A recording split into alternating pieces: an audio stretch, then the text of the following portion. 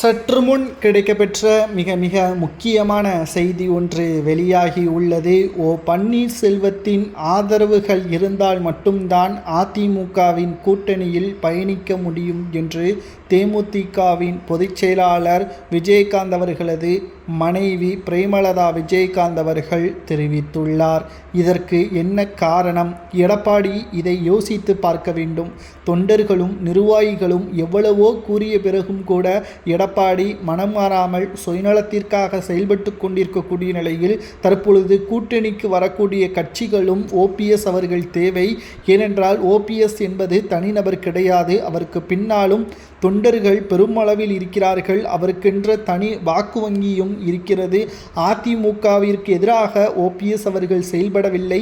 அதிமுக வெற்றியடைய வேண்டும், அதிமுகவின் கூட்டணி கட்சிகள் வெற்றியடைய வேண்டும் என்பதை மட்டும்தான் வலியுறுத்தி வருகிறார். இதை எடப்பாடி புரிந்து கொள்ள வேண்டும் என்று பன்னீர்செல்வத்திற்கு ஆதரவாக பிரேமலதா விஜயகாந்த் அவர்கள் தெரிவித்துள்ளார்.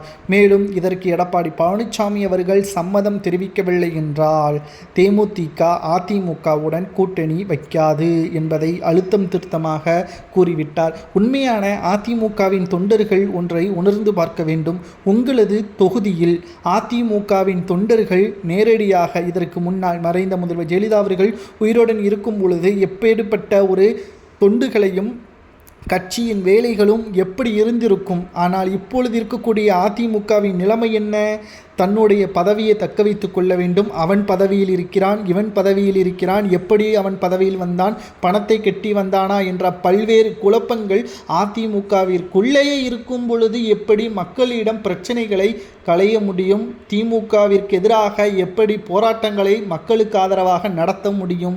இதைத்தானே ஓபிஎஸ் அவர்கள் கூறுகிறார். தலைமை சரியாக இருந்தால் தொண்டர்கள் சரியாக இருப்பார்கள், தலைமை சரியில்லை என்றால் பூத் கமிட்டிகள் கூட சரியாக அமைக்க முடியாமல் அதிமுக தோல்வியை தழுவும் என்பதை அழுத்தம் திருத்தமாக கூறினார் அல்லவா ஓபிஎஸ் அவர்கள்.